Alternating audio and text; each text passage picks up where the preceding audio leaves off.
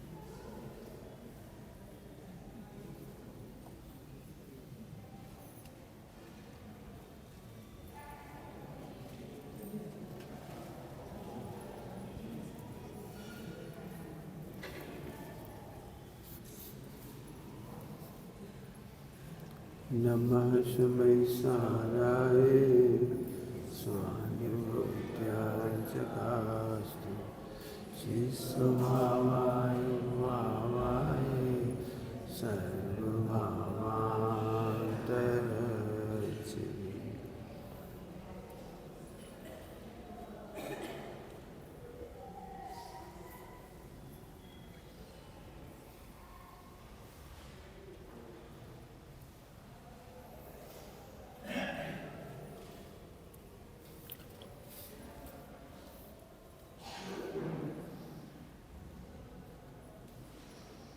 जिन वाणी में परिग्रह की निंदा नहीं की गई है,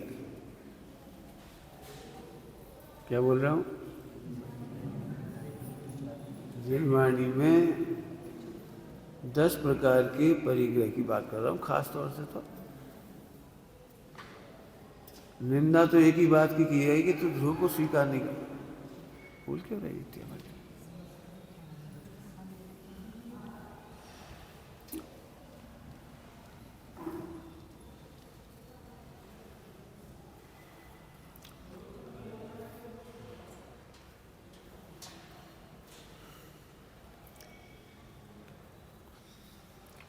जिन वाणी में ध्रुव के आश्रय नहीं करने की निंदा है, लेकिन आम पब्लिक को समझ में नहीं आती है, तो आश्रयभूत कारणों की निंदा करती है। आश्रयभूत कारण, जैसे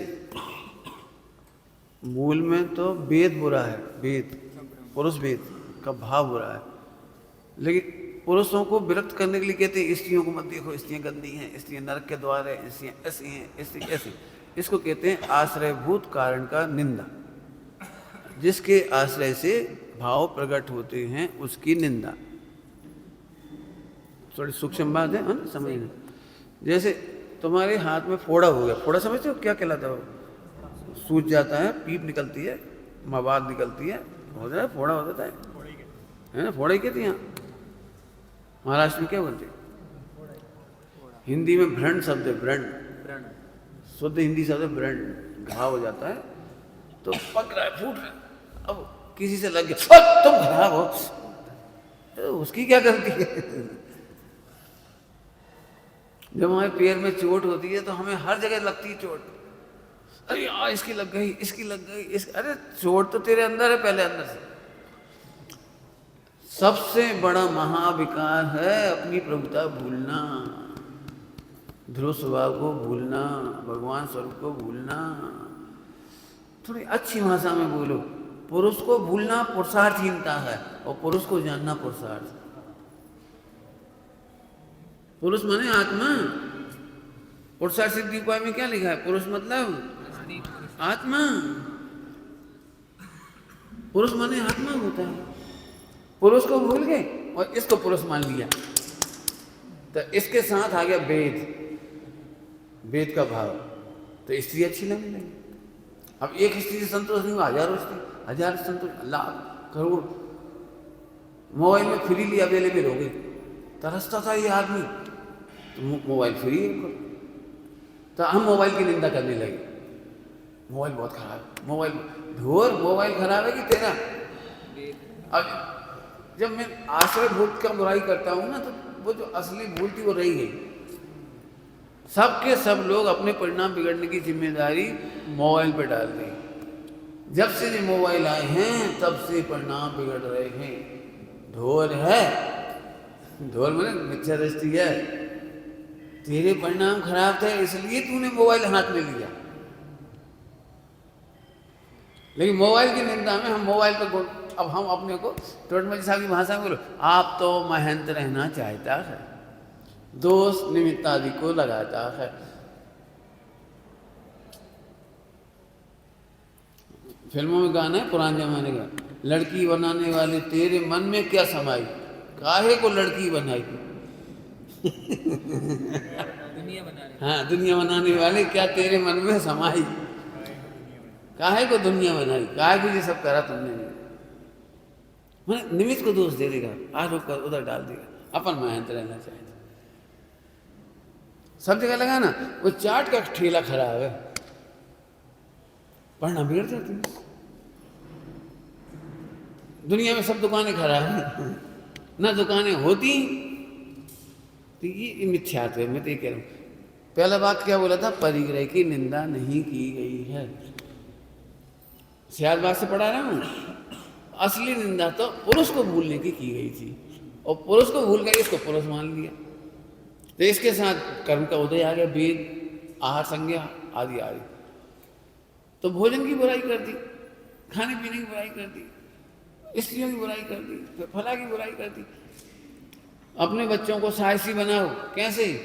उनको कायरता की कहानियां मत सुनाओ, हॉरर टेरर मत दिखाओ। तो हमने उसको तो रोक दिया, लेकिन इधर से नहीं बताया कि तेरी सत्ता को विश्व के सारे भूत मिलके भी कुछ नहीं कर सकते। नहीं कर सकता, उसका पुरुष नहीं बताया। मैंने साहसी बालकों की कहानियां लिखी हूँ, वो उसमें यही लिखा है, भूत प्रेतों से डरने की कोई जरूरत ही नहीं। बच्चे को कहानी वो सुनाओ ना, नास्ती मत करो, भूतों की कहानी मत सुनाओ, ये सुनाओ कि तेरी सत्ता इतनी जोरदार है, भूत कछु नहीं कर सकते। अनादि अनंत सत्ता है। सच्ची घटना है, पाठशाला के एक बच्चे का किडनैप हो गया दिल्ली का, सच्ची घटना है। और डाकुओं ने कहा कि तू बोल पापा को 25 लाख भेजें, नहीं तो गोली मार देंगे तेरे को हम। बंदूक दिखा गया, पापा को बोल। तो बच्चा बोला मार दे गोली, हम तो आत्मा है, हमें गोली मार ही नहीं सकता थी। बेचारा 13 साल का बच्चा डाकू के हाथ में। क्या है ये बच्चा, ये डरता नहीं है बच्चा। ऐसे साहस भरो, हम साहसी की कहानी नहीं सुना पा रही तो वो उसको रोकने की कोशिश करती। हमें पहले ही मालूम है घर के बाहर बच्चे को क्या क्या मिलने वाला है। पहले भरदोष है, गालियों के प्रति, सील के प्रति भावना, ये वो सब पहले भर दो ना। बेटा कोई दुनिया की ताकत नहीं है तेरे चित्त को हरण कर ले, क्योंकि तू भगवान बनने के लिए जन्मा है। जो भगवान बनते हैं वे भटकते नहीं हैं। डायलॉग याद हो जाना चाहिए, जो भगवान बनते हैं वे भटकते नहीं। बस खत्म, एक लाइन तो उसे पक्की करा दे। तो मैं तो फिर वापस आ गया, परिग्रह की निंदा नहीं की गई, क्योंकि परिग्रह न तो तुम्हारे ग्रहण करने से आया है और न तुम्हारे छोड़ने से छूटता है। बिल्कुल उल्टा उल्टा प्रवचन कर रहा हूँ, ध्यान रखना। आज तक की तारीख का उल्टा प्रवचन। हमने तो सुना है 10 प्रकार का परिग्रह, बिल्कुल सही सुना है। आरोप क्या कहलाता है वो? आश्रय भूत कारण। अंतरंग परिग्रह। आश्रय भूत कारण। बाहर का पूरा परिग्रह रखा रहे और फिर भी तुम निर्बंध रह सकते हो। 96,000 रानियों के बीच में निर्बंध, 6 खंड की विभूति में निर्बंध, युद्ध करते हुए निर्बंध। कौन समझेगा ये बात? मुझे नहीं समझ आती, कोई समझेगा ये बात? युद्ध करते हुए। युद्ध करना तो हमारी भाषा में कायरता है आज की तारीख में। मुझे ऐसा लगता है तुम लड़ सकते हो कोई से? लड़ना सीखो, सत्य के लिए, सील के लिए, सुरक्षा के लिए लड़ना सीखो। कायर मत बनाओ। पंडित जी आप क्या सिखा रहे हो? तुम कायरता सिखा रहे हो, मैं कायरता नहीं सिखा रहा हूं। आप राम माने पद्म पुराण पढ़ो, पद्म पुराण। राम और लक्ष्मण ने जगह जगह जो राजा परेशान होते थे उन राजाओं की परेशानियां दूर की। जो परेशान होते थे उनकी परेशानियां दूर की हैं, पढ़ो उसमें। अपनी भाषा में कहते फटे में टांग हम क्यों उलझाएं उनकी समस्या। ध्यान रखना, समझना सभी लोग। नाते पोते में आप रहते हो, यहाँ के हर घर के सील की रक्षा की जिम्मेदारी तुम्हारी है। अब ये बात सोचेंगे नहीं हम, हमें क्या लेना था? वो तो धोबियों के बच्चे हैं, ये तो खटीक के मोहल्ले में तो उनके बच्चे। तुम्हें पता है तुम्हारा बच्चा इन्हीं बच्चों के साथ बड़ा हुआ। खटीक का बच्चा नहीं है वो स्कूल में पढ़ेगा तुम्हारे बच्चे के साथ। उनका बच्चा गाली नहीं लग रहा, तुम्हारा बच्चा उनके साथ बिजनेस करेगा।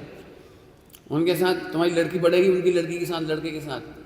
वो उनका लड़का किसी लड़की को करता है गड़बड़ तो तुम्हारी लड़की को भी करेगा वो। अब ऐसे लॉन्ग सोच है, उससे हम कायर नहीं बनते। हमने क्या समझ लिया, हम तो निर्विकल्प हैं, हम तो निर्विकल्प हैं, हम तो निर्विकल्प। हमें विकल्प नहीं करना। अब समझ में आ रहा है? मैं उल्टा उल्टा प्रवचन लगेगा सबको। पढ़ो, गणेश प्रसाद जी पंडित जी ने कहानी लिखी है, सच्ची घटना उनके गांव की। एक धोबी की महिला मुसलमान के साथ चली गई और ये बात सेठ जी को पता लगा। नगर सेठ जैन थे, नगर सेठ, उन्हें पता लगा। एकदम चिंता हो गई उनको, जी क्या हुआ, जी क्या हुआ? धोबी के घर गए, जी तुमने क्या किया? उससे मिले धोबन से, तुम मुसलमान के साथ क्यों चली गई? बोले रोज मारपीट करता था, जब देखो जब कहता था मुसलमान की चली जा, मुसलमान की चली जा। मुसलमान उनके नौकर थे, कपड़ा वपड़ा धोने में काम करता है, तो उसके साथ चली जा। उसके जब देखिए जब तारा मारता चली गई। लेकिन भैया मैं सही कह रही हूँ, वो नौकर है ना हमारे घर में कपड़ा धोने मुसलमान, उसने बिल्कुल माँ की तरह रखा हुआ है अपने घर। लेकिन अब समाज तो भरोसा नहीं करेगी मुसलमान के घर रैली में। अब समाज तो भरोसा नहीं करेगी। इधर इसको समझाया, उधर समझाया उसको। समय रहते उसको कोई भ्रष्ट हो, मुसलमान बन जाए, इससे पहले उसे बचाया। कहानी लिखी मेरी जीवन गाथा। फिर अब वो महिला बिल्कुल अकड़ गई, मैं नहीं आऊँगी। बोले सारा समाज मुझे पूरी जिंदगी तिरस्कार करेगी, मेरे हाथ का कोई पानी नहीं पिएगा, कोई साधु संत भोजन नहीं लेंगे, मैं नहीं आऊँगी।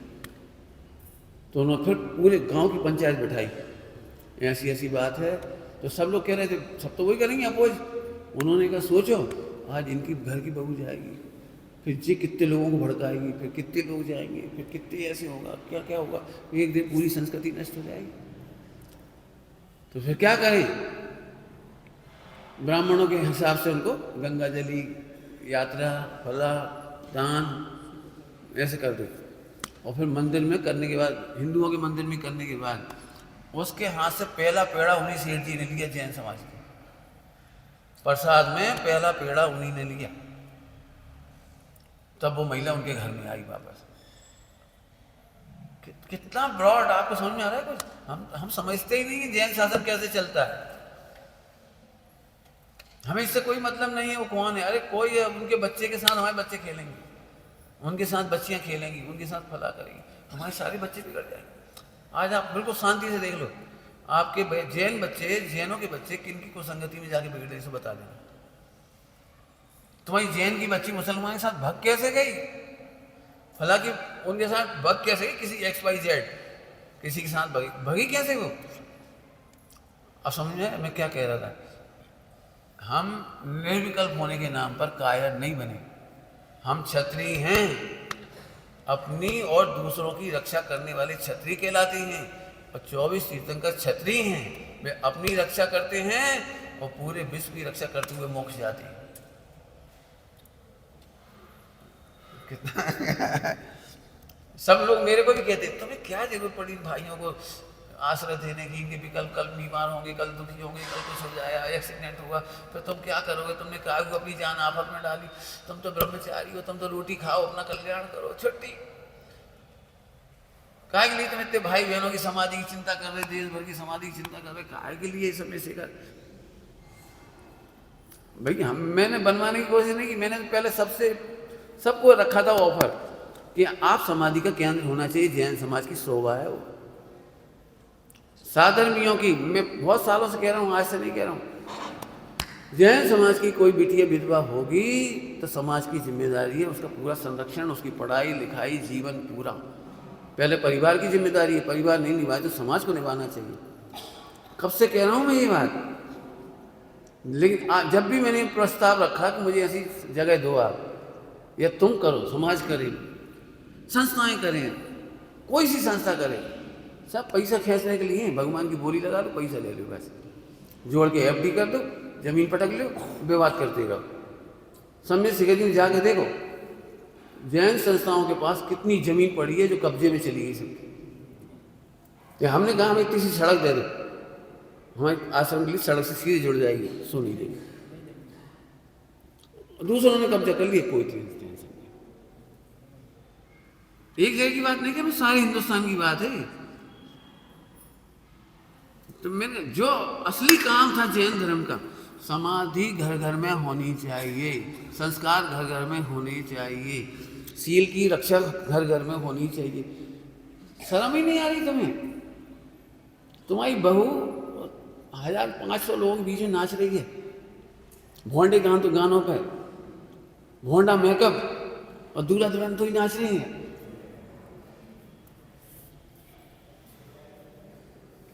आग लग जाती है, आग। शर्म नहीं आती वेश्या बनाते हुए अपनी बच्चियों को। तो इसकी निंदा की गई, उधर छोड़ छाड़ के बस अब हमें विकल्प नहीं करने। पंडित साहब ने हमें सिखाया, बेटे एक जोड़ी कपड़ा मत रखा करो, हमेशा 3 जोड़ी 4 जोड़ी रखा करो। कभी कोई ब्रह्मचारी का सामान लुट जाए, गुम जाए, नहीं हुए, अचानक आ जाए अपने पास, तो अपन उसे अपने कपड़े दे सके। हर घर में 4 जोड़ी कपड़े होने चाहिए, सूखे शुद्ध। आहार दान के समय कोई महिला के कपड़े छू जाए, अरे बदल लो। कोई पुरुष के कपड़े, अरे बदल लो, तैयार रखिए, बदल लो। आहार दान के समय किसी का दिल नहीं दुखे। मैं गद्दे का प्रयोग नहीं करता, लेकिन मेरे खनिया थाना में गद्दे भरे पड़े, मच्छरदानी भरी पड़ी, सब क्यों? कोई भी साधर्मी आएगा उसे गद्दा चाहिए, मच्छरदानी चाहिए। पंडित साहब ने सिखाया है। अभी तुम गृहस्थ हो, हमसे कहते तुम त्यागी नहीं हो, गृहस्थ। सब जीवों की रक्षा होनी चाहिए, सबके भाव होने चाहिए। अब सबको ये बातें फालतू लगती हैं, काश मत स्थूल। जब आप ध्रुव की बात करते हो पंडित जी, बहुत अच्छे लगते हो। सील वील की बातें मत किया कहते हैं मेरे से लोग, शर्म आनी चाहिए आपको, ऐसी बातें करते हो, शर्म। कायर लोग हो तुम।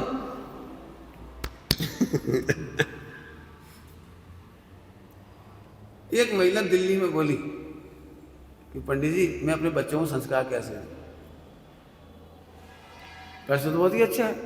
मैंने कहा तुम अपनी जिठानी के बच्चों को सुधारो।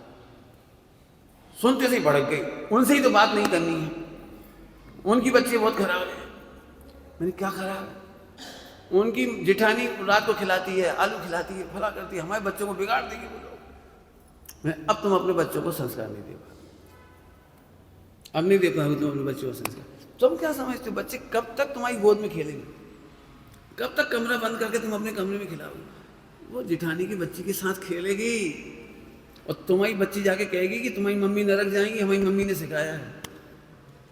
क्योंकि तुम्हारी मम्मी रात को खाती है, आलू खाती है, तुम्हारी मम्मी नरक जाएगी, और बता देगी वहाँ जाकर के, और भयंकर भूकंप आएगा और जिठानी कहेगी कि अपने बच्चों को बिगाड़ रही है।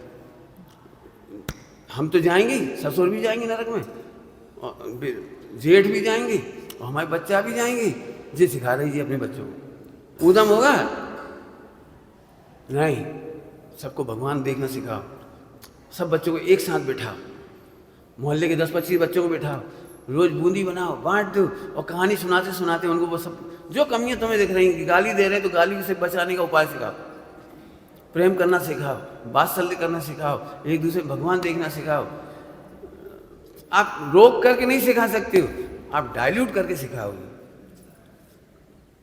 अब कहां से कहां गई बताओ। खर्च करो 100-50 रुपये की मिठाई बनाओ, जिस दिन भी सब बच्चों को बुला लो मोहल्ले के, एक कहानी सुना दो, उनके खेल खेल में सब बातें सुना दो, बस हो गई बात। पाठशाला की इसीलिए जरूरत है ताकि बच्चे अच्छे लोगों के बीच में रोज उठे बैठे। पाठशाला की इसलिए जरूरत है। आपको पता है वर्तमान में जैन धर्म की रक्षा केवल शैलियों की वजह से हुई है, नहीं तो अभी तक हम सबके सब हिंदू बन गए होते या मुसलमान बन गए होते। आपको पता नहीं है, जैन मंदिर में मैंने सुनाया था कल पर 1-2-4 दिन पहले आपको, 600 से 800 साल मुगल शासन रहा है। उस मुगल शासन में बच्चों को पढ़ने के लिए मदरसे में जाना पड़ता था, कलमा पढ़ना पड़ता था, मदरसे में वो सब पढ़ना पड़ता था जो पढ़ाते थे उनके कल्चर के अनुसार। समय सार नाटक उर्दू में लिखा हुआ है ताज मस्जिद में, ताजगंज के जैन मंदिर में उर्दू में लिखा हुआ है, देख के आने जाकर वहाँ। समय मोक्ष मार्ग प्रकाशक जी की उर्दू प्रति छपी थी कराची से।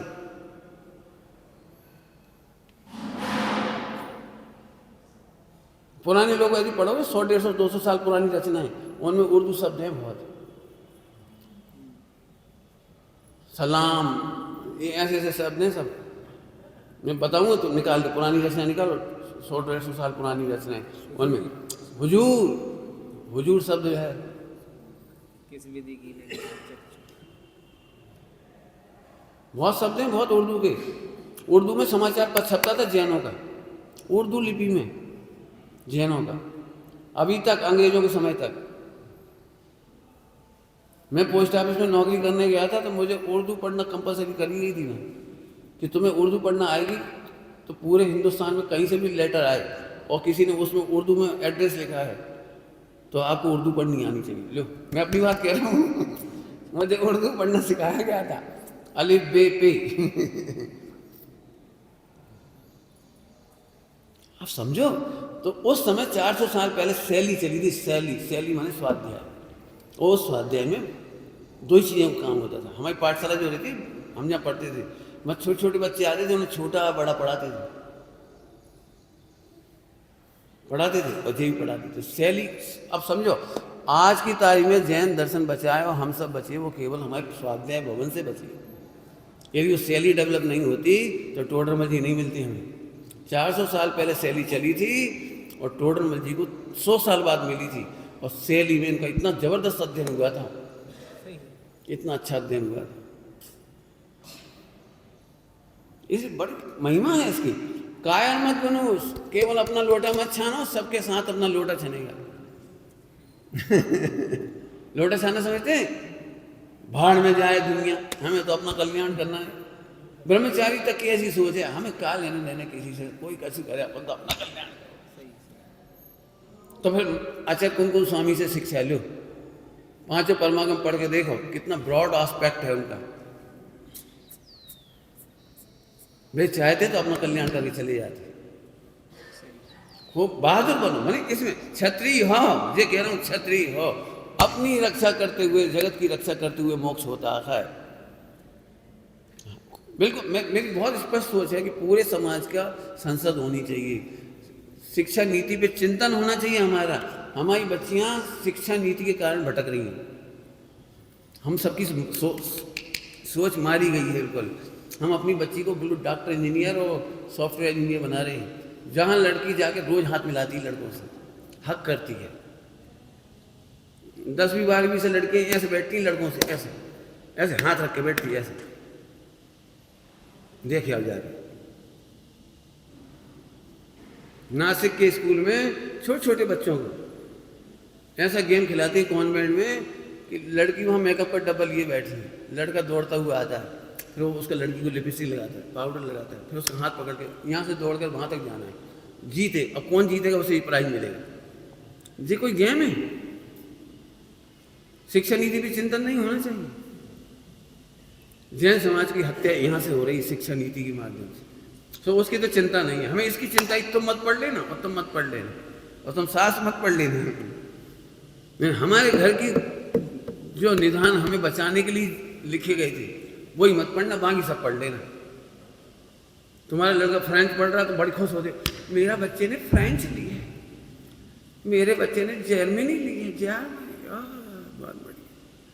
पंडित साहब की भाषा में बोलो, ये कॉन्वेंट वाले तुम्हारे पैसे से तुम्हारे घर में आग लगा रहे, तुम्हारे पैसे से तुम्हारे बच्चों का संस्कृति बिगाड़ रहे। अब बात तो कहाँ से कहाँ चली गई। मैं तो बहुत अच्छी बात बताना चाह रहा था, लेकिन यहाँ से अरे कायड़ नहीं बनो, ये कहना है मुझे। सोचने से कर्म बंद नहीं हो जाता, इसीलिए साफ कहता हूँ मन वचन काय से बंद नहीं हो। हम क्यों समाज की चिंता करें, हम क्यों देश की चिंता करें? मोक्ष नहीं होगा कभी। तुम इस लायक हो गए तो 7वें 8वें गुणस्थान में होगे, इस लायक नीचे नहीं हो सकते, निचली भूमिका में इतने नीचे नहीं हो सकते, आप कुछ नहीं कर सकते। कह रहा हूँ साफ साफ, 7वें गुणस्थान में हो गए तब देश की चिंता छूटेगी। क्योंकि पहले नंबर कौन की चिंता छूटी पता है? 7वें गुणस्थान में काय की चिंता छूटी? पहले नंबर देह की। 7वें गुणस्थान में उपसर्ग होते हैं, चिंता नहीं करते। 6ठे 7वें गुणस्थान, 6ठे गुणस्थान तक आहार की चिंता है आपको, तो सुनो, तुम्हें अपनी आहार की चिंता नहीं है, साधु संघ के आहार की चिंता है। पढ़ो जरा जाकर। साधु संघ का ऐसे में विहार कराते हैं जहाँ निर्विघ्न आराधना हो सके और आहार हो सके। आचार्य देव की इतनी चिंता होती हो। अभी हम ऐसे हो गए, हम तो सीख ही गए, अब हमें जरूरत नहीं, हम तो सीख ही गए, हमें जरूरत नहीं, दुनिया का कोई मतलब नहीं है, तुम मूर्ख हो। फिर से सुन लो, सम्यक दृष्टि की सोच विश्वव्यापी होती है, उसका नाम है विश्व मैत्री, विश्व बंधुत्व, वात्सल्य। वो ऐसे नहीं हो जाता, तुमसे हमें कोई मतलब, तुम्हारे विचार हमसे नहीं मिले, तुम्हारे हमसे नहीं मिले, तुम्हारे हमसे नहीं मिले, हटो, मरोगे। जब तुम्हारे रोग का उदय आएगा तब तुम्हें कौन बचाएगा? समाधि कौन कराएगा? सेवा कौन कराएगा? पंडित साहब बढ़िया भाषा में बोलो, संस्कृति की रक्षा करो, संस्कृति तुम्हारी रक्षा करेगी। संस्कृति में कल्याण नहीं है, मोक्ष नहीं है, लेकिन संस्कृति मोक्ष मार्ग की रक्षक है। क्या बोल गए? संस्कृति में मोक्ष नहीं है, ये मैं पहले पढ़ा चुका हूँ आपको, लेकिन संस्कृति में मोक्ष मार्ग की रक्षा। संस्कृति के बाहर तो मोक्ष मार्ग की रक्षा भी नहीं है। शुभ के साथ शुद्ध सुरक्षित है, अशुभ के साथ तो शुद्ध सुरक्षित भी नहीं है। शुभ भाव अच्छा है, शुभ भाव की संस्कृति उपयोगी है। आचरण की संस्कृति उपयोगी है, उपादेय नहीं है, ये अलग बात है। बढ़िया, क्या चिंता करते हो? खूब अच्छे से करो। मैं तो इसलिए कहता हूँ, लोग मुझ पर भी कहते हैं, और क्या उन्हें कैसी पंचम काल में मति मारी गई लोगों की, जिन्हें स्वाध्याय नहीं है वे स्वाध्याय करने से दूर कर देते हैं, जिन्हें स्वाध्याय है वे कहते हैं दुनिया का कल्याण मत करो, अपने में लग जाओ। अरे 6ठे 7वें गुणस्थान में लगोगे अपने में। ऐसे लोग जो समाज के बारे में नहीं सोचते, वे अपने परिवार के उसमें फंस के रह जाते हैं। सोचते रहो, टेंशन करते रहो, करते रहो। बिल्कुल साफ साफ कह रहा हूं, कायर नहीं है, क्षत्रिय हैं। हम क्षत्रिय हैं। रत्नत्रय का छत्र जिनके पास होता है उन्हें क्षत्रिय कहते हैं। छत्र त्रय, छत्र त्रय। हाँ, क्या कैसे लोग हैं, तलवारबाजी को ही समझ लिए बस। तलवार की जरूरत नहीं पड़ती क्षत्रियों के सामने। क्षत्रियों का पुण्य पर्याप्त होता है। अभी पूरा नहीं पढ़ा, इतिहास पढ़ाना पड़ेगा आपको। कायर नहीं बनूंगा तो इसलिए कहते। तो 10 प्रकार के परिग्रह की निंदा नहीं की गई। मैं तो यहाँ से इसलिए पढ़ा रहा था कि तुम्हें लगेगा कि 10 परिग्रह छोड़ने चाहिए, छोड़ने चाहिए। तुम छोड़ ही नहीं पा रहे और छोड़ सकते नहीं हो, छोड़ने की व्यवस्था नहीं है। केवल एक काम कर सकते हो कि 10 प्रकार के परिग्रह में आसक्ति मत करो। आसक्ति का नाम परिग्रह है। कहाँ लिखा है? ये तत्पाठ सूत्र में मूर्छा, परिग्रह की परिभाषा में क्या लिखा है? मूर्छा। और मूर्छा का मतलब होता है आसक्ति। तुम मुनि बन जाओ और फिर भी स्त्रियों में आसक्ति है तो परिग्रह है। मैं नहीं कह रहा हूं, लिखा है। 3 प्रकार के परिग्रह लिखे हैं। उसके दृष्टांत में जयसेन स्वामी ने लिखा है। जयसेन स्वामी ने लिखा है, जयसेन स्वामी ने, शिष्य चेतन परिग्रह है, पीछी कमंडल अचेतन परिग्रह है, और पीछी कमंडल धारी शिष्यों में अनुराग करना मिश्र परिग्रह है। चेतन अचेतन मिश्र परिग्रह, 3 प्रकार परिग्रह, चेतन अचेतन मिश्र। उसमें ये दृष्टांत दिया जो मैं सुना रहा हूँ आपको। पीछी कमंडल में अनुराग ये अचेतन के प्रति, परिग्रह के प्रति परिग्रह है। शिष्य के प्रति, मेरा शिष्य बहुत बढ़िया, मेरा शिष्य बहुत बढ़िया, ये चेतन परिग्रह है। और दोनों को देख करके एक साथ प्रसन्न होना, ये मिश्र परिग्रह।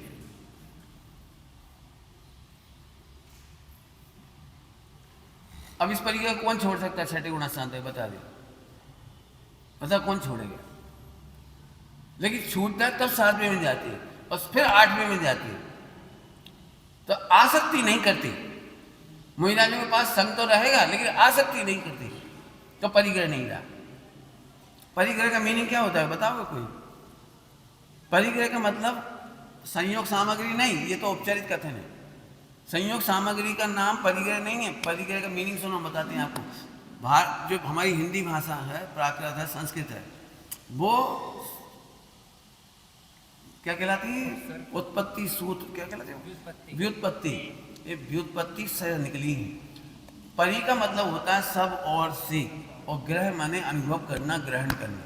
सब ओर से जब तुम अपना अनुभव करते हो तो उसका नाम परि है। सब ओर से जब अपना अनुभव करते हो उसका नाम परिग्रह। अब पढ़ो आप। आहा धन्य दिगंबर मुनिराज, जिनका आत्मा ही परिग्रह है। है? गाथा है। जगत में परद्रव्य को अपना करे। बता, आत्मा ही जिनका परिग्रह है, मतलब सब प्रकार से अपने को ही ग्रहण किया है। परि का मतलब होता है सब ओर से। परि समन्तात इति, मैंने सब ओर से ग्रहण किया है। तो हम अब तुम बताओ, ये बिल्डिंग तो बिल्डिंग है। जैसे अभी इसमें बैठा हूं और मेरी आसक्ति इसमें नहीं, तो मैं अपरिग्रही हूं। ये माइक है, आपने अपनी सुविधा के लिए रखा है, मेरे लिए तो इससे कोई लेना देना नहीं, तो मेरा परिग्रह नहीं है। यूज मैं कर रहा हूं लेकिन मेरा परिग्रह नहीं। बैठा मैं हूं लेकिन मेरा परिग्रह नहीं। लेकिन जैसे ही मुझे आसक्ति हो जाए, आहा सोने का सिंहासन, नाते पुते में मेरी कितनी इज्जत है, देखो सोने का सिंहासन। तुम क्यों बैठ गए?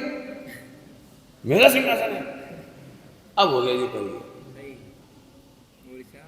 मूर्छा का नाम परिग्रह है, बेहोश होने का नाम परिग्रह है।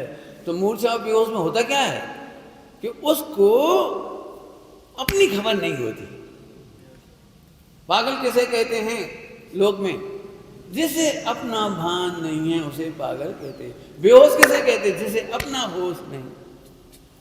अब समझो, जिन्हें ध्रुव की खबर है, मैं नहीं कहता हूं पढ़ो संयम समय सारजी, निर्जराधिकार लिखा है, भोगता हुआ भी नहीं भोगता है। अनिच्छुक कहा अपरिग्रही, गाथा का मूल है। अनिच्छक कहा अनिच्छुक, अनिच्छक कहा अपरिग्रही, जो इच्छा नहीं करते हुए अपरिग्रही। मैं नहीं करता यहाँ पे, बस नहीं पढ़ गया। आगे इतना सरल काम है, पढ़ना भाई, स्वाध्याय करो। हम क्या करें? आपको मेरी बात बिल्कुल गलत लगेगी यदि इंद्रिय ज्ञान से सुनोगे तो मेरे पूरे प्रवचन उल्टे उल्टे हैं। इंद्रिय ज्ञान से सुनोगे तो सुनते से लड़ाई हो सकती है। पंडित जी कह रहे थे परिग्रह की निंदा नहीं की गई, इसको हाईलाइट करो। अभी मैं जड़ तक बता रहा हूं आपको। दृष्टांत सुनो। एक दिगंबर मोहिराज ध्यान में मग्न है और एक भोले ग्वाले ने कंबल उड़ा दिए ठंड के दिन में। है कहानी है, पढ़ी होगी। उन मुनिराज को केवल ज्ञान हो गया। अब उसमें हुआ कि नहीं हुआ, लेकिन मैं कह रहा हूं हो गया। तो श्वेतांबर लोग कहेंगे अरे तो कपड़ा पहने पहने होते जाता है केवल ज्ञान। आपके शास्त्रों में लिखा है। अब उसने कपड़ा तो देख लिया, लेकिन अंदर का अपरिग्रह नहीं देगा कि जैसे देह भिन्न है वैसे देह के ऊपर कंबल भी भिन्न है। मेरो है एक आत्म तामे ममत जुकीनो और सबे मम भिन्न जान समता रस भीनो। भीनो समझते हो? भीनो भीनो समता में डूबा पगा हुआ जैसे रसगुल्ला, समूल डुबो दी। जैसे गुलाब जामुन। भीनो भीनो क्या है? वे मुनिराज आत्मा में डूब गए, उन्हें केवल ज्ञान हो गया। श्वेतांबर क्या कहेंगे? देखो कपड़ा पहले पहले भी होता है सन, देह पर कपड़ा हो तो केवल ज्ञान होता है, लेकिन देह पर कपड़ा दिखे तो नहीं होता।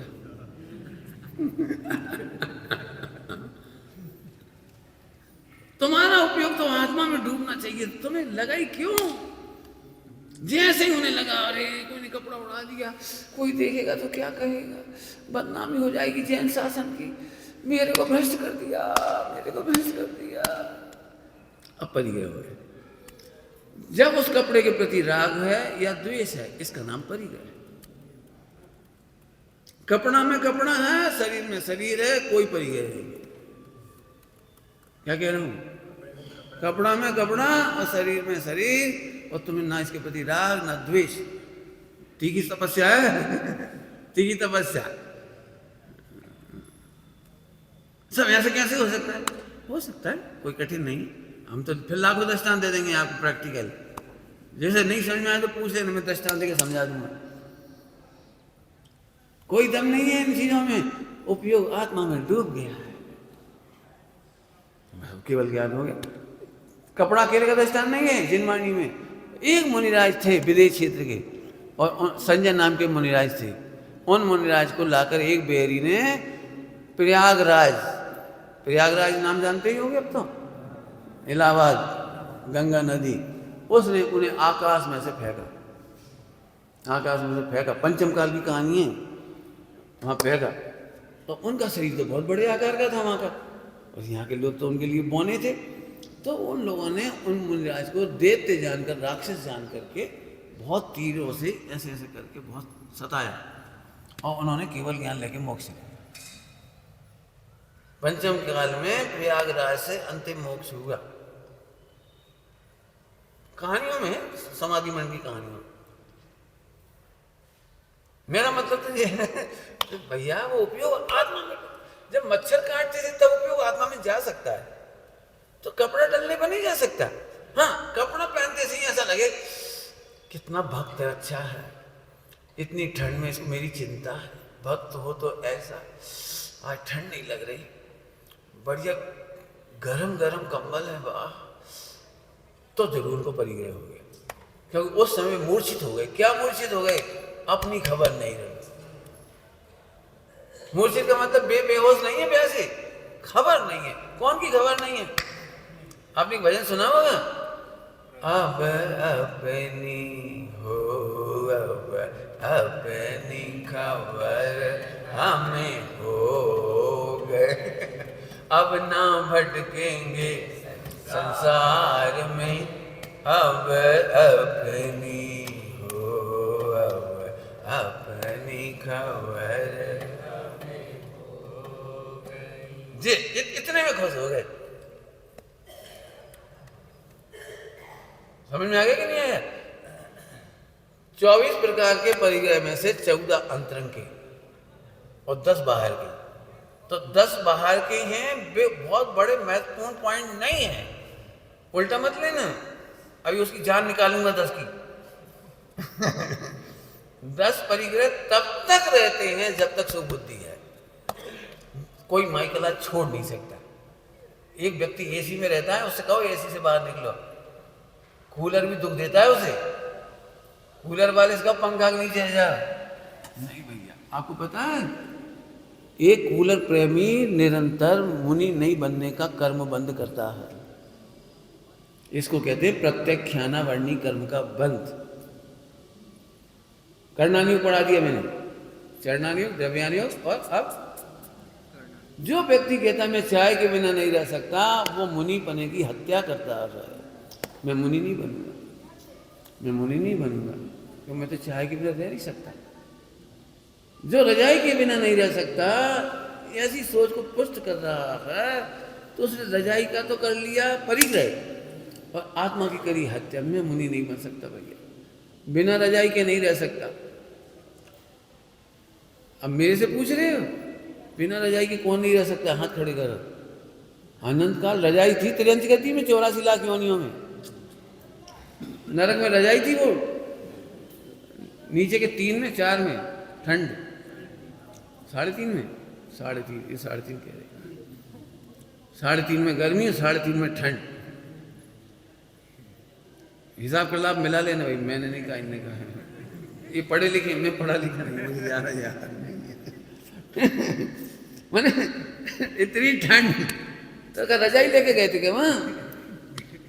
और 10-25 साल लगा लो बेटा कूलर और एसी। नरक में कहाँ करोगे? नरक में एसी की अब बोलो 84 में जितने त्रियंश हैं, यानी गर्मी सर्दी, कहाँ मर गए? तुम कह रहे मर जाएंगे मर जाएंगे, कहाँ मरे? इतनी भयंकर गर्मी में पशु पक्षी जिंदा है, इतने से बच्चे जिंदा हैं, अंडे जिंदा हैं, अंडे अंडे समझते हो? पशु पक्षियों के अंडे सबसे कोमल होती हैं। जैसे गर्भ का निकला बच्चा कितना कोमल होता है, अंडे सबसे।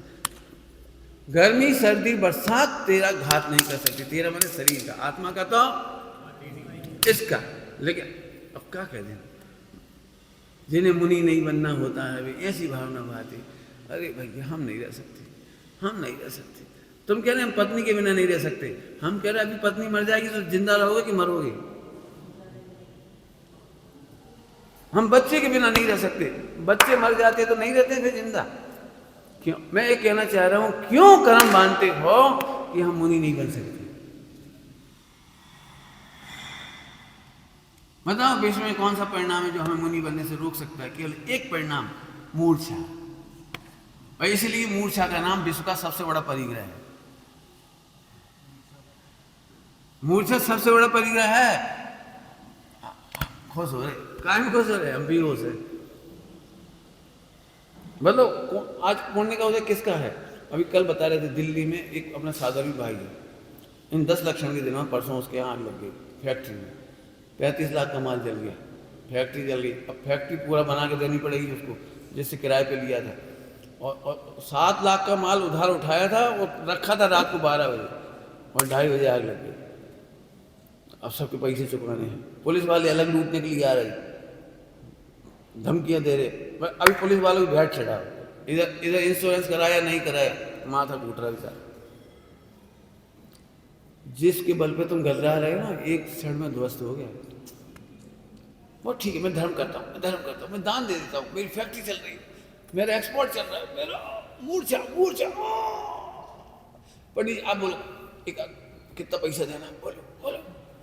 बेहोश तू होश में आ पहले। मैं सच कह रहा हूँ, इसका नाम बेहोश ही है।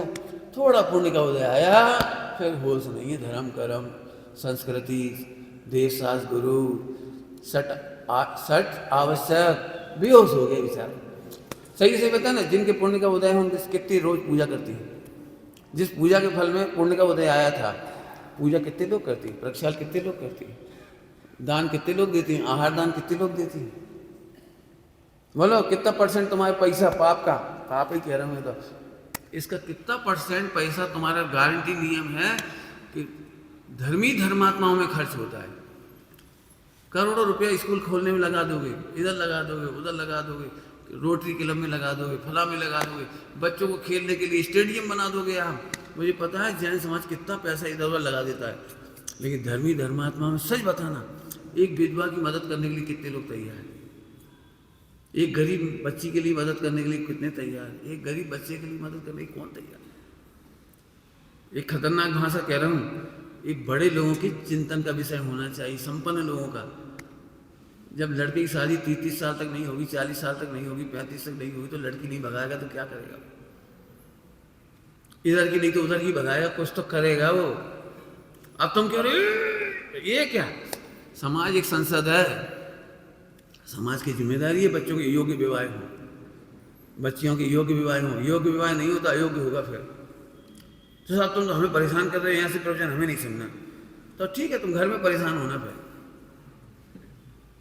होना, और क्या करेगा। सबको पसंद नहीं आती ऐसी बात। कहाँ एकदम द्रव्यानी हो और कहाँ एकदम चरणानी हो। यही तो तुम्हें मेल नहीं मालूम। चारों अन्यों का मेल मुझे पता है। मैं कायर नहीं हूं, फिर से कह रहा हूं, मुझे द्रव्यानी योग और चरणानी योग में कोई अंतर नहीं दिखाई देता।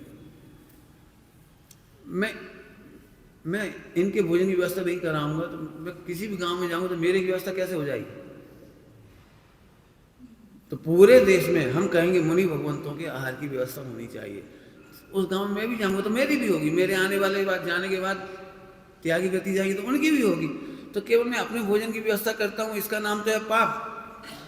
और मैं भोजन की पूरे 2.5 दीप में व्यवस्था बना के रखने का भाव करता हूँ, तो इससे होता है तीर्थंकर प्रकृति का बंध। बंध तो होता है, बंध तो होता है, लेकिन गड़धर होने का भी बंद होता है, पता है। तीर्थंकर अकेले 24 होते हैं, गड़धर तो नहीं होते 24। आचार होने का भी बंद होता है। मैं अपने भोजन की व्यवस्था करता हूँ तो निगोच जाता हूँ, और पूरे जैन शासन की भोजन की व्यवस्था करता हूँ तो आचार्य होता हूँ, गड़धर होता हूँ, केवली होता हूँ, श्रुत केवली होता हूँ, उपाध्याय होता हूँ। बताओ मुझे क्या करना चाहिए? निगोच जाना चाहिए? करो फैसला। हमें कोई से मतलब नहीं। सब त्यागी व्रति खराब है, सब भोजन नहीं मिलता। मेरे को तो मिलता है, सबको नहीं मिलता, मुझे तो मिलता है।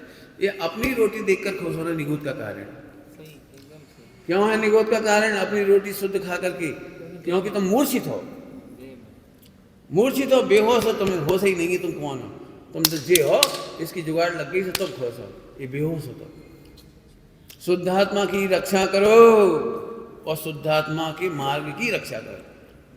2 बातें बोली, शुद्धात्मा की रक्षा करो और शुद्धात्मा के मार्ग की रक्षा करो।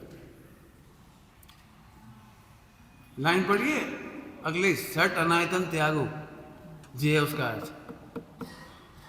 समझ में आई कुछ? किसी को नहीं आई? सठ अनायतन त्यागो का लाइन का अर्थ है। अनायतन कब छोड़ते हो, कैसे छोड़ते हो? चिंता करो। पंडित साहब ने सबकी चिंता क्यों की? पूरे देश के त्यागियों की चिंता क्यों की पंडित साहब ने? आश्रम क्यों बनाया? सबके लिए घी गुड़ तैयार क्यों करवाया? सबके लिए फला चीजें तैयार क्यों कराई? पंडित साहब की एक ही चिंता थी, अब खराब शक्कर आती हड्डी वाली, और ब्रह्मचारी भी खा रहे, मुहिराज भी ले रहे। ऐसे शासन नहीं चलना चाहिए, निर्दोष शक्कर बनना चाहिए। सबको प्रेरणा करी, सबको प्रेरणा करी, तब जाके वो शक्कर बनने लगी शुद्ध। आज 4-5 जगह शुद्ध शक्कर बन जाती है, शुद्ध गुड़ बन जाता है, शुद्ध तेल बन जाता है, शुद्ध घी बन जाता है। उन्हें ईश्वर की चिंता है, सबकी व्यवस्था होनी चाहिए। हम तो कायर है, अपने आप नहीं कर लो। हम काय के लिए करें दुनिया की चिंता? उपादान को निमित्त अपने आप मिल जाएंगे। वाह वाह वाह, तुझे अपने आप मिल गई थी। चरणानी कहता है उपादान के लिए निमित्त मिला हो, और नहीं मिले तो फिर उपादान को देखकर संतुष्ट हो। नहीं समझ क्या कह रहे हैं हम? तुम उपादान को निमित्त मिलाओ। मिलाओ, ये क्या? मैं प्रवचन क्यों कर रहा हूँ? निमित्त ही तो मिला रहे। और क्या कर रहे हो? तुम लोगों ने इतनी व्यवस्था क्यों करी? निमित्त ही तो मिला। अच्छा एक बात, भोजनशाला ना होती तो कितनी आ जाती है? ठहरने की कमरा नहीं दिए होते तुमने जगह जगह, अपने समाज के साधकों ने अपने अपने घर नहीं दिए होते, कैसे रह लेते? तो निमित्त चरणानियों कहता है बुद्धिपूर्वक निमित्त मिला, और द्रव्यानियों कहता है उपादान में संतुष्ट रहो। इतना सरल गणित है, इसमें क्या कठिन है बता दें। लेकिन अपने को निमित्त की उपेक्षा कर दी उपादान से, तो उपादान की भी हत्या होगी। निमित्त का विरोध करना नहीं, निमित्त का अनादर करना नहीं, निमित्त की उपेक्षा करना नहीं, और ध्रुव के आश्रय से अपेक्षा करना नहीं। जल्दी बोल गए, ध्रुव के आश्रय से, निमित्त से अपेक्षा करना नहीं। पूरा बोल। निमित्त उपादान के आश्रय से, निमित्त से अपेक्षा करना नहीं, क्योंकि काम तो खुद ही करना है। बाहर में निमित्त कितने भी बढ़िया होंगे, वे तो तुम्हें तार सकते। नाव कितनी भी बढ़िया हो, नाव तुम्हें नहीं तार सकती, तुम्हें ही चलाना पड़ेगा। और तुम औंधे सीधे करे तो डूब ही जाएगी। औंधे सीधे समझिए, कभी कभी बच्चे खिलवाड़ करते रहते। एक बच्चा सच्ची घटना है। माता पिता सब लोग पहली बार नाव में बैठे गंगा नदी में। सो बच्चे को पानी में पैर डालने का अच्छा लग रहा था। सो बच्चा बैठा था, मम्मी ने ऐसे पकड़ लिया उसको, पैर डाल के पैर और पानी में ऐसे ऐसे मजा आया। इतने में एक मगरमच्छ आया और उसने बच्चे को पकड़ खींचने लगा, तो माँ अपनी तरफ खींच रही, तो नाव इनबैलेंस हुई। तो नाविक ने कहा छोड़ो नहीं तो सब डूब जाएंगे, छोड़ो। पति ने पत्नी के हाथ अलग किए, रोते रोते वापस आए। सच्ची घटना है। एक भी डिसिप्लिन तोड़ोगे नाव डूब जाएगी। डिसिप्लिन मत तोड़ो। ऐसे ही चरणानियों का डिसिप्लिन मत तोड़ो। तुम कितनी भी शुद्ध आत्मा की बात करोगे, एक छेद डुबा देगा तुम्हें। एक छेद, एक डिसिप्लिन का अभाव छोड़ा डुबा देगा। एक बहुत है, एक। यही तपस्या है।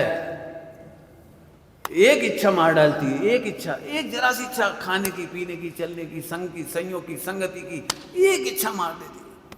और अनादिकाल की यही भूल रही है। हम मुनि बन गए, हमने सब कर डाला, लेकिन एक छेद कर डाला, नाव फिर डूब गई। ये है वो रहस्य। अनंत 11 अंग नौपुर पढ़ने पर भी एक छेद डुबा गया। इतना करने पर भी एक छेद डुबा गया, एक छेद। क्यों? कितने छेद होने पर नाव चलती है मोक्ष तक? एक छेद बहुत होता है भाई साहब, बहुत होता है। नकुल सहदेव का छोटा सा छेद, अंतिम छेद रह गया था। एक अंतिम छेद, सादर में मुनिराजों के प्रति राग, और उस राग ने सर्वार सिद्धि पहुंचा दिया, मोक्ष नहीं हुआ। इसलिए भैया बहुत गंभीरता से समझो, चारों अनियोग गंभीरता से समझो। मैं एक अनियोग की महिमा नहीं कर रहा हूं, चारों। चलो बहुत गंभीर हो गई। परिग्रह छोड़ नहीं सकते हैं, उनसे आसक्ति त्याग कर सकती है। मत मानो अपना, उसमें क्या दिक्कत है, मत मानो। नहीं मानने का भी दृष्टांत दे देता हूं, थोड़ा हल्का कर देता हूं, आप लोग टेंशन में आ गए। चरणानियोग की गुरुदेव ने बहुत तारीफ की है चरणानियोग की। जैन दर्शन का निश्चय तो कोई अद्भुत है, लेकिन जैन दर्शन का व्यवहार अद्भुत से भी अद्भुत है। कोई बेमिसाल है, पूरे विश्व में ऐसा चरणानियोग नहीं मिलेगा। गुरुदेव ने ऐसी तारीफ की है, और इसीलिए उनके जीवन में चरणानियोग में शिथिलाचार नहीं था। इतना सा भी ढीलापन बर्दाश्त नहीं था। ये कहानी मैंने खूब सुनाई है। जो व्यक्ति शिथिलाचारी था, एक ब्रह्मचारी था, शिथिलाचारी था, गुरुदेव ने भरी सभा में से उठा दिया था। भरी सभा में से, जब तक तुम उठ के यहाँ से निकल नहीं जाओगे मैं प्रवचन नहीं करूँगा। उठा दिया। एक विद्वान गलत प्रवचन करके आए और वहां से लेटर आया कि तुम्हारा विद्वान क्या बोलता है, मंदिर और मस्जिद पुद्गल की पर्याय है। क्या बोला था? मंदिर और मस्जिद पुद्गल की पर्याय है। गुरुदेव ने पढ़ते से आग लगी। एम कीधું ऊबो થઈ જાય। जिसको व्यवहार का आदर नहीं है उसको निश्चय का आश्रय नहीं है। क्या कह गए? व्यवहार का आदर नहीं तो निश्चय का आश्रय। हाँ, ऐसे नहीं, पोपा बाई का राज नहीं है। उठा के भगा दिया। छोटी सी भी शिथिलता बर्दाश्त नहीं कर सकती। उसके फूल थे, फूल नीम के। गुरुदेव भोजन करने नहीं जा रही थी। बोले क्यों साहब, आपके स्वाध्याय मंदिर से इतने से चलना है, भोजन करने चलो। पहले तो उसमें लाते थे, बाद में बंद हो गया था, भोजन करने जाते थे। बोले रास्ते में नीमड़ाना फूल पड़िया छे, आमा भाभी सिद्धो बसे छे, भूतकालना माता पिता बसे छे, पग मुकवू मने संभव नहीं। तो फिर वहां से वहां तक पत्थर की वो लगाई थी, पत्थर की चलने के लिए पगडंडी, और फिर उसको पहले कपड़े से सारे फूल अलग करते तब जाते थे गुरुदेव। 2-4 घास निकल आई थी वो स्वाध्याय मंदिर की सीढ़ियों के बगल में, 2-4, और उतरते उतरते एकदम पैर पड़ता पड़ता एकदम, और एकदम दिख गया। तो पैर तो उठ के रखने ही वाला था, पैर एकदम दिख गया, तो एकदम हटाने की कोशिश की तो मौज आ गई थी, एकदम लचक गया पैर। घास घास की, एक बच्चा घास में बैठा था, प्रवचन बंद, पहले उठाओ कौन का बच्चा है। रात को लाइट नहीं जलेगी मंदिर में 6:30 के बाद, दर्शन करना पहले कर लो। हमारी प्रमाद से वो कीड़े खाती है, छिपकली कीड़े खाती है, लाइट नहीं जलेगी। गुरुदेव रात के उनके कमरे में लाइट नहीं थी, लाइट ही नहीं थी, लाइट नहीं जलती थी, टॉर्च से काम लेते थे पढ़ने का। शाम के 6:30 बजे होती थी तत्व चर्चा, पूरा धूप अंधेरा, महिलाओं को नो एंट्री। ब्रह्मचारी बहनें 6:30 के बाद अपने ब्रह्मचारी भवन से बाहर नहीं निकल सकती थी। टॉर्च में प्रश्न पढ़ा जाता था, अंधेरे में उत्तर दिया जाता। अब बोलो कौन सा पॉइंट बोला था हमने? जिन्हें व्यवहार का आदर नहीं, उन्हें परमार्थ का आश्रय नहीं।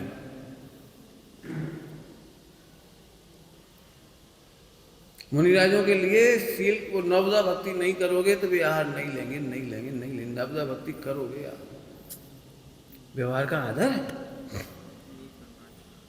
तो हमने क्या शब्द बोला था? आसक्ति रूपी बेहोशी। 10 परिग्रह से बड़ी चीज है अंतरंग का परिग्रह। अब समय ही हो गया, बड़ी जल्दी हो गया आज, लेता हूं अभी 5 मिनट और, अब फास्ट चलेगा। एक कपड़े का परिग्रह छोड़ना, ये मैंने छोड़ दिया।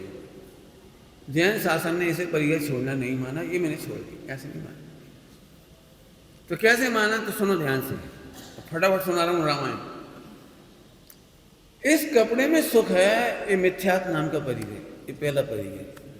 इस कपड़े को देखकर गुस्सा आ गया, कैसा गंदा कपड़ा है, एक क्रोध नाम का परिग्रह। परिग्रह का अर्थ बोला था सब प्रकार से अनुभव करना। इसे देखकर तुम क्रोध कर रहे हो, ये परिग्रह। अच्छा कपड़ा, अरे वाह कितना अच्छा लग रहा है, मान नाम का परिग्रह। अच्छा नहीं होने पर भी दुनिया को ऐसे करना जैसे बहुत अच्छा है, मायाचारी का अनुभव। ऐसा ही कपड़ा मिलता रहे, ये लोभ का परिग्रह। कपड़ा देखकर हंसना, ये हास्य परिग्रह। कपड़ा फटे ही नहीं, कभी ना फटे, रति, ये रति नाम का परिग्रह। गंदा हो गया, अरे यार बहुत पुराना है, अरति, अरति नाम का परिग्रह। फट गया, इतना बढ़िया कपड़ा था, कहां से आया था? जापान से। ऐसा दुस्साला, अब शोक हो गया, दुखी हो गया, इस शोक नाम का परिग्रह। कपड़ा कब छूटेगा? 15वें नंबर पे कपड़ा छूटेगा कब? 14। अब बताओ, ईमानदारी से बताओ बच्चों, बड़े लोग, छोटे लोग, ये ऐसा परिग्रह का त्याग विश्व के कौन से ग्रंथ में लिखा है?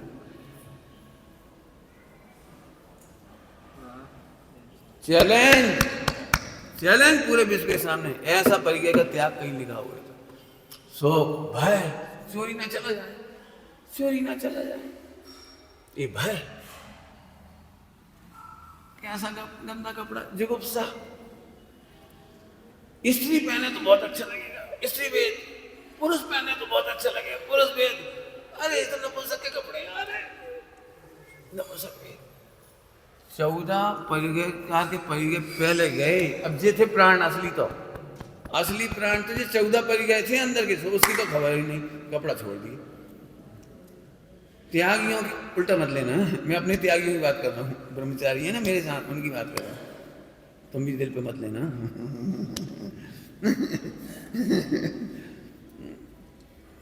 14 प्रकार से तो छोड़ते नहीं है कोई चीज। हमने टमाटर छोड़ दे, टमाटर छोड़ दे, बाकी कुछ नहीं छोड़ा, टमाटर छोड़ दिया। अब क्या दिक्कत आ गई कि टमाटर की चम्मच कोई ने गलती से दाल में डाल दी। क्रोध नाम का परिग्रह। भैया तुमने टमाटर संबंधी 14 परिग्रह छोड़े थे कि नहीं छोड़े? और टमाटर नहीं खाए, बाकी खा के खुश हो रहे, तो रति नाम का परिग्रह हो रहा है कि नहीं हो रहा? आज का भोजन बहुत अच्छा था भाई, कल के तो गजब भोजन बना। रति नाम का परिग्रह हुआ कि नहीं हुआ? अरे परसों में भोजन अच्छा नहीं था, अरति नाम का हो गया। अरे हमने 3 लड्डू खाए, मजा आ गया। अरे तो हास नाम का परिग्रह हो गया। अब बोलो, पढ़ी थी ये बात तुमने कभी? ये जिनवाणी माता ने पढ़ाई हमें। परिग्रह 24 त्याग करे मुनि राज। तृष्णा भावे उछे घटती ज्ञान घटाई। घटती ज्ञान घटाई क्यों लिखा है पता है? कि मुनियों जैसी आपको नहीं घटेगी इसलिए। अभी भी आएगा, मेरे मना करने से कोई हाथ से चला नहीं जाएगा। जब भी किसी को खाते हुए देखते तो हंसी आ जाती है एकदम, और भैया अकेले अकेले खींच रहे हो, झट आ गए, हम भी खाएंगे। होता है कि नहीं? हमारे भगवंतों ने MRI निकाली है परिग्रह की। और नहीं तो मैं तुमसे ही पूछ रहा हूँ, चलो मैंने रात्रि भोजन नहीं करता और रात्रि में आप मेरे पास आए और मैं रात्रि में भोजन की कथा करूँ तो आपको कैसा लगता है? मैं ब्रह्मचारी हूँ और मेरे पास आप आओ और मैं लड़कियों की सुंदरता की बात करूँ, लड़कियों की बातें करूँ, लड़कियों की कहानी की बातें करूँ, फिल्मी गाना गाऊँ, कुछ करूँ, तो आप मेरे को ब्रह्मचारी मानोगे नहीं मानोगे? इसका क्या मतलब निकला कि बाहर से शादी का त्याग करने से तुम ब्रह्मचारी नहीं हो। तृष्णा भाव उच्छेद, घटती ज्ञान घटाइए, आपका परिग्रह त्याग होगा, तब आपने अपरिग्रह में। आपको पता है ब्रह्मचारी ने 2 पाया का त्याग किया। 2 पाया समझते हो? पत्नी 2 पाया कहलाती है। लिखा है, सब पढ़ो। पशु चौपाया होते, चौपाया माने 4 पैर और 2 पाया मतलब 2 पैर। तो 2 पाया का त्याग किया, चौपाया का त्याग किया। क्या त्याग किया? अच्छी भाषा में बोलो, क्या त्याग किया? कि हम जिसको भगवान देखेंगे और कुछ नहीं देखेंगे, ये त्याग किया। जब भगवान देखते हैं तो 2 पाया का परिग्रह नहीं होता, चौपाया का परिग्रह नहीं होता। जब भगवान आत्मा सब जीवों को देखते हैं तो शिष्य का परिग्रह नहीं होता, गुरु का परिग्रह नहीं होता। लो, गुरु का परिग्रह, आप क्या समझे? गुरु के पास रह गए तो तुम्हारा मोक्ष हो गया। सुनो, गुरु में भी भगवान देखो, ध्रुव देखो, इन्हें भी तो परिग्रह हो जाएगा। मेरे वाहिगुरु जी खोज मत हो। हास्य नाम का परिग्रह, रति अरति शोक। अरे गुरु जी नहीं रहे, गुरु जी नहीं रहे, शोक हो गया। रति और अरति, हास और शोक, इनमें से एक एक पर्याय होती है, 2 ही नहीं हो सकती एक साथ। हास शोक, रति अरति। अब नपुंसक वेद, स्त्री वेद, पुरुष वेद में से एक। ठीक है, अब मैं दृष्टांत देता हूँ जी। रति अरति ऐसी है कि पराठा तवे पे रखा था गरम गरम, तो उसे पलट दिया। रति बजाय अरति, अरति बजाय रति, रति बजाय अरति। हास शोक, हास शोक, हास, तो दोनों ही जलन है, दोनों ही दुख है। हास्य भी दुख है। हास्य को तो कौन कौन मानता है? पराठा जैसा सिख रहा है हास्य में, जो कह रहे हैं। पुराण सुनना है? प्रथमान योग, 3 योग सुना दिए मैं इतनी देर में। अब पुराण सुनो। महावीर भगवान जैसे तीर्थंकर, उनका केवल ज्ञान हो गया, मोक्ष हो गया, लेकिन ना उन्हें उनके साथ हास्य था गणधर को, गौतम स्वामी को, और ना उनके मोक्ष जाने पर अरति हुई और ना शोक हुआ, और शाम को केवल ज्ञान ले लिया। जय वो परिग्रह 24 भेद, गुरु को परिग्रह नहीं बनाया उन्होंने। क्या कह रहे हैं? गुरु को परिग्रह नहीं बनाया। परिग्रह बनाते तो कैसे मालूम पड़ता हमको? यदि रोते गुरु के अवसर पे हंस भी सकते हैं, चलो अपन बनेंगे गुरु। बाप के मरने पर बेटा खुश हुआ, अब अपने को मिल जाएगी सारी जायदाद। हास्य भी हो सकता है मरने पर, और शोक भी हो सकता है। अब हम किसके सहारे रहेंगे? अच्छा उत्तर दो, ध्रुव के सहारे रहेंगे। अंतिम बात बोल के छुट्टी कर रहा हूं, 5 मिनट ज्यादा हो गई। गुरु अपने शिष्य को गुरु बनाकर कभी नहीं, गुरु अपने शिष्य को शिष्य बना हुआ नहीं छोड़ते। गुरु का ये परम उपकार है। सुनना बेटे, बहुत काम की गरिष्ठ लाइन है, इतना सरल नहीं है, शब्द नहीं है जी, शब्द नहीं है, भाव है। गुरु अपने शिष्य को शिष्य बना करके नहीं छोड़ते। क्या मतलब? उनको ध्रुवाश्रय करना सिखाते। बेटा हमारे सामने भी ध्रुवाश्रय ही करना है, और हम नहीं होंगे तब भी ध्रुवाश्रय करना है। बस इसी से भी परम गुरु बन जाते हैं। अब फिर से बोलो, गुरु अपने शिष्य को शिष्य बना के नहीं छोड़ते, परम गुरु बना देते। जल्दी जल्दी बोल गए, क्या बोला? गुरु अपने शिष्य को शिष्य बना के नहीं छोड़ जाते। हमारे सामने भी ध्रुव का ही आश्रय करना है, और हमारे बाद में भी पिता अपने बच्चे को अपंग बना के नहीं छोड़ जाते। बेटा हमारे सामने भी दुकान ऐसी चलाते थे, उधार मत बांटना, नगद लेना व्यापार, लड़ाई झगड़ा नहीं करना बेटा, मिलावट नहीं करना, हमारे बाद भी ऐसे ही करना। ठीक है कि नहीं? अब बोलो भाई, परिग्रह समझ में आया कुछ? तुम 10 की परिग्रह छोड़ने के मूड में होगे तो छोड़ ही नहीं पाओगे, और इधर होश में आने के बाद 10 तो का 24 ही को 24 की खबर नहीं पड़ेगी। कहाँ गए 24 परिग्रह, कहाँ गए? प्लान बना के नहीं छूटेंगे 24 परिग्रह, नहीं छूटेंगे। 14 अंतरंग के छूटेंगे नहीं जब तक कोई माई कला पैदा नहीं हुआ जो बाहर का छोड़ दे। छोड़ ही नहीं सकता, हम क्या करें? छोड़ ही नहीं सकता। क्या तो रे, ब्रह्मचारी भी पत्नी को नहीं छोड़ सकता, उल्टा मत लेना। ब्रह्मचारी को पत्नी अरे हो सकती है, क्या दिक्कत है? शादीशुदा ने ब्रह्मचर्य ले लिया, शादीशुदा ने ब्रह्मचर्य ले लिया, ब्रह्मचारी पत्नी नहीं। अब वो नहीं छोड़ सकता। कब तक नहीं छोड़ सकता? जब तक पत्नी ने सुखबुद्धि नहीं छोड़ पाता। तो शरीर से नहीं छोड़ देगा, लेकिन अंदर से तो है। क्या बताएं, बहुत अच्छी थी, बहुत अच्छी थी, बहुत सेवा करती, अष्टमी चौदस खूब अच्छे शुद्ध बना के खिलाती थी, बहुत अच्छी थी। अब तो खबर ही नहीं पड़ी पत्नी जिंदा है, मर गई तो भी जिंदा है, मर गई तो भी जिंदा है। क्या बताएं पंडित जी, उनकी वजह से खूब धर्म करते थे, अब जब से वे गई हैं, बहुत बढ़िया। इसलिए कहते हैं एक गुरु ही तारण हारा है। इस 3 लोक में एक गुरु ही अपने शिष्य को शिष्य बनाकर नहीं छोड़ते, वे उसे परम गुरु बना देते। ओम नमः शिवाय।